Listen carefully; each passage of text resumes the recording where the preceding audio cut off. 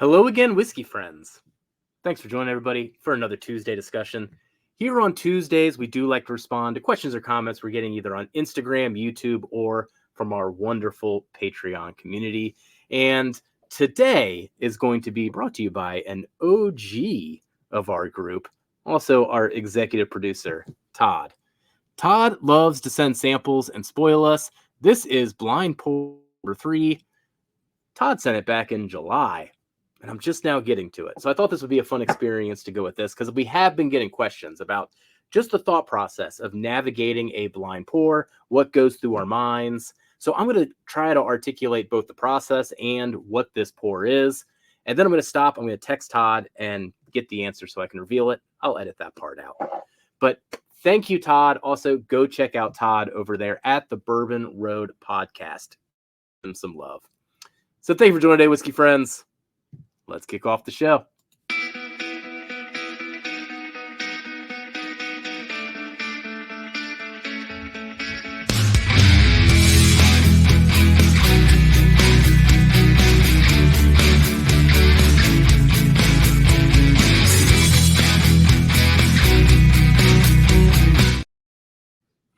Honestly, I'm a tad nervous about this because when it comes to Todd, this is truly a double blind. I may have not even had this before.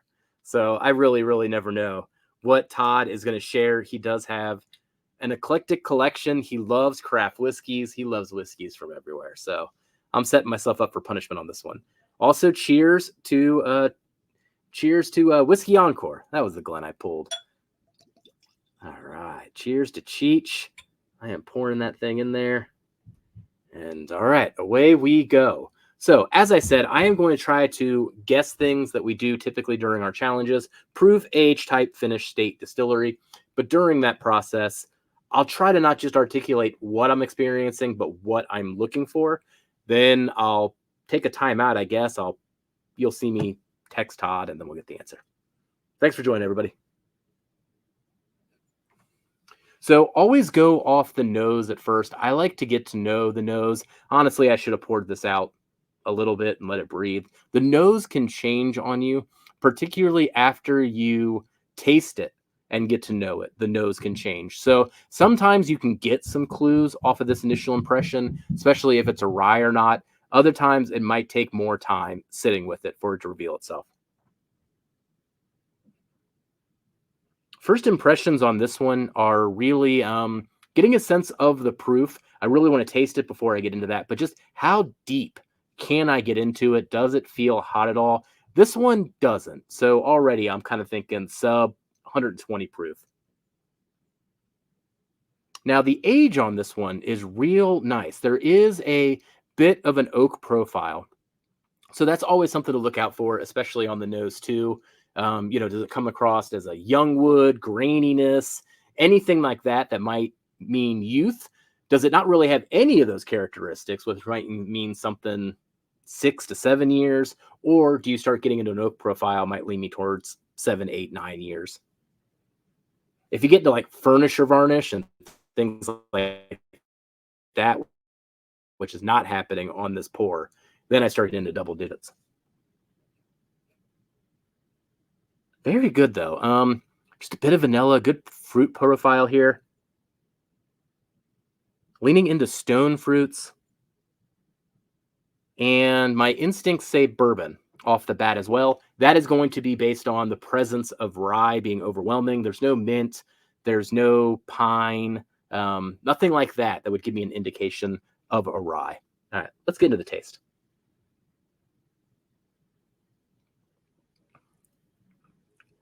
Oh, this is quite the good pour. Okay, this one, though, this has some familiar characteristics to it. So this one, I don't think he's stretching for like a craft distillery or maybe something that I haven't had. I may not have had exactly this bottle, but it seems familiar off the bat. Also, definitely a bourbon through and through on that. I'm going to go type bourbon. I'm committing to that one. Once again, I mean, just the flavor profile, caramel, the fruits, the lack of that rye profile entirely. Proof-wise, though, I'm going to stick with my instincts. It doesn't come across as hot. I am sub 120, but then I think I'm above 110. So usually there's just an instinct game going on when you get to that exact number. But that was generally the thought process behind what I'm trying to get to. And then I just got to pick a number. So now I just got to pick whether I want to go complete hedge at 115 or if I want to take a chance to go 116, 117, but it's right in that range. I'm going to go 116. I won't play it too safe. Let's go 116. Could be 115, though. The age on this one, though, once again, a decent age. I want to say 7 or 8 years on this one, just based on the oak profile. The oak is present front of the palate, mid palate, and on the finish. So it has this nice consistent oak, which again could be an indicator of age. Man,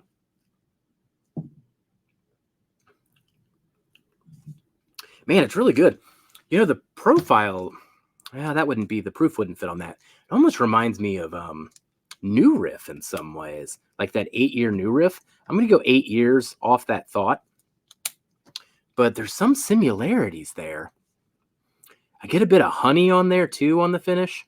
I'm going to go in for the profile. Now, one thing I wanted to experiment here, and I'm quickly running out, is one person was asking me if glasses matter when we are doing a blind pour. And I think it actually does, though I'll put it to the test a little bit here, see if I get any additional information. I personally like using Glens while I do blind flights, only because this is what I use 90% of the time.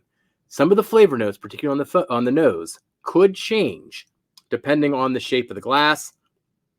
Thus, I don't necessarily always step up to like a full bulb on a blind flight, but why don't I do that here? And I'll see if it changes at all as we go through this. So the glass that I am pouring it into here, it has a bit of a wider bulb at the end, and it tends to give me a little bit of a better nose presence on that one. So cheers to Jason. Oh, see, and now I'm getting a little bit more of that oak profile right off the bat too. Yeah, I'm still kind of in that 7 to 8 year range. Gosh, there's something eerily familiar about this one. State. We haven't talked much about state. Now, state is just trying to get some characteristics that stand out. This one doesn't scream traditional Kentucky to me. It almost screams MGP, but it wouldn't be like Todd to give me an MGP.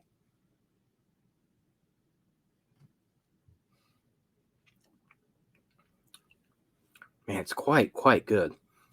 I'm still thinking Indiana. Gosh, it's not quite rye. Is that a maltiness? This is a tough one. I definitely picked a tough one here.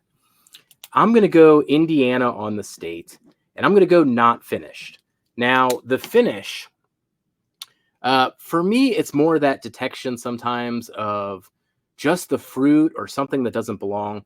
This is probably the weakest part of my game, though. I get tricked a lot by wine finishes in particular, even sherry, which is like my favorite.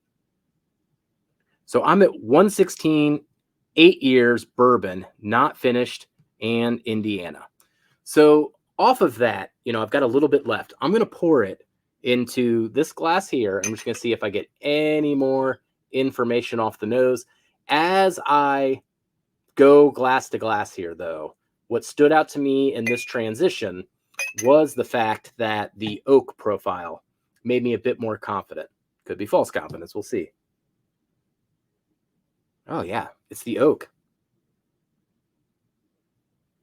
The oak and the fruits are a bit more pronounced. Now that I switched the glass. Comes across proofier, too, because it's concentrating it. So once again, that would be an example right there. Not using this type of glass unless I'm really, really used to it. But this proof comes off a lot hotter because it's so concentrated. And if I'm not used to that, it might give me false information. All right. I agree with all my answers there. Let's text Todd. So I'm going to text Todd right now. I will do some magical bibbity bops here and jump forward in time so that we get to the answer. Also, I'll get in trouble tonight because I'm just supposed to do one video, and here I am dirtying 3 glasses, but you're all witness as to what's going on. All right, texting Todd now. And then Todd, this is the point of the video where you jump in. All right. Got the answers from Todd. I was right to be confident that it was familiar. I also proved myself right in a few other places. Now, let's see here. This was a Boo Rye from Brothers of the Leaf, and thus it was a bourbon rye blend. I guess that counts. I call it bourbon. Comes across more bourbon than me. There's probably another point in this that's actually the thing that confused me. It is MGP, so I got the state right. 117 proof. I guessed 116. Now, not age stated. I guessed 8 years. I actually don't think it's probably that old. Now that I get into it, I said it wasn't finished. It is finished, and it's toasted, which actually surprises me because usually the toasting I can find. Maybe the fact that it was a Boo Rye toasted threw me off versus just a straight bourbon toast. Very good, though. As I said, I think scoring system-wise, it was somewhere between an 83 to an 85. So thank you, Todd, for this delicious pour of the Brothers of the Leaf. I am excited to explore another pour. So we'll do that again with Todd here soon. Let me know in the comments what you think of this format, whether it helped going through the thought process, not just what I was experiencing, but what I was thinking, why I was honing in on certain answers, and if this inspires you to do some blind flights of your own. So thank you for joining today, Whiskey Friends. We'll catch you on the next Tuesday discussion. Goodbye, everybody.